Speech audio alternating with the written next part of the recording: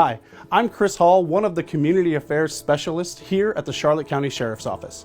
On today's issue of Inside the Star, we're going to go to the Charlotte County Jail and go behind the scenes to find out what kind of challenges they've had to face since the introduction of the COVID-19 pandemic. Let's go meet our guest. I'm here at the jail training facility joined by the Support Services Lieutenant, Lieutenant Carter. She's an 18-year veteran with the agency, and we really appreciate her being here today, and she's got the best hair in the company. Thanks for joining me, Lieutenant Carter. Thank you for having me. Lieutenant Carter, I understand we're going to get right into it. I understand that there's been a lot of changes that have had to have been made at the jail because of the COVID-19 situation.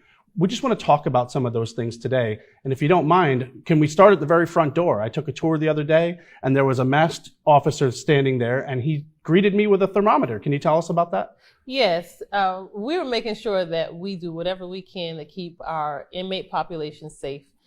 So it starts with the staff. When the staff come in, we have someone there to read and ask them questions. And those questions come from the CDC guidelines. And then their temperature is checked. Once everything is clear and they're okay, they can come to work. This is every single person that comes through the door there? Every person. Wow, that's incredible. Awesome.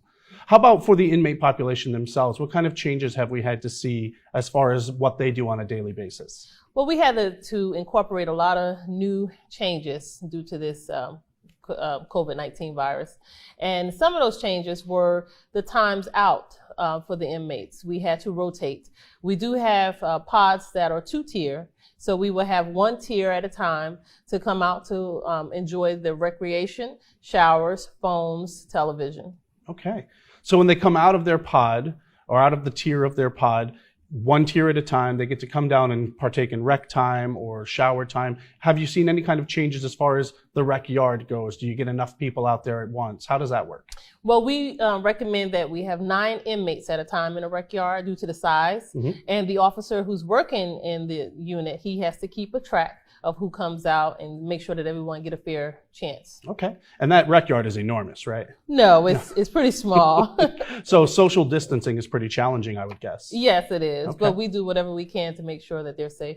And you had said something about sanitizing too in between. So tier 1 goes and does their shower time and stuff. And then is it a whole sanitizing process? Yes, it is. Yes, it is. What we do, we use the normal chemicals that we have to clean. And then when we're done with that, we will use our backpack sprayer.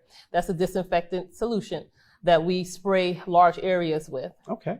And when I was over there, I took a tour recently and I noticed some of the inmates had like a face shield on. What was that all about? Well, the inmates are given face shields when they have to clean up special things that may have biohazard on it. They get the shields to use. The masks we recommend that the officers and the staff wear the masks all the time when they're at work. The inmates that wear masks are the ones who are in isolation. And when they come out of their unit, their housing unit, they wear the mask. Okay.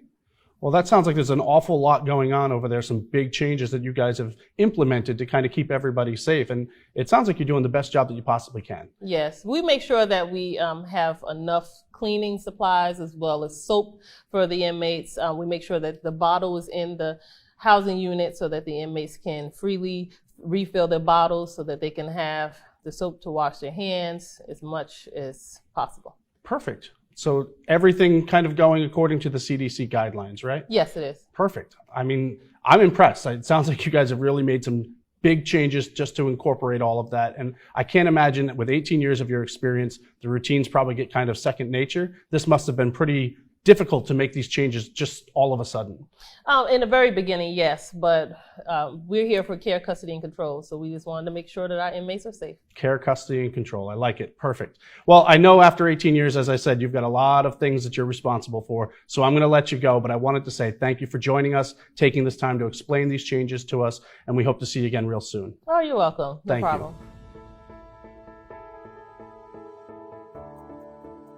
See, I told you Lieutenant Carter had the best hair in the agency. In addition to that, though, she's truly a wealth of information and a lot of experience in all her years doing this. We really appreciate you being on the show today. Thank you, Lieutenant. Well, that's it for this issue of Inside the Star, but remember to stay connected because you never know where we're going to take you next. We'll see you next time.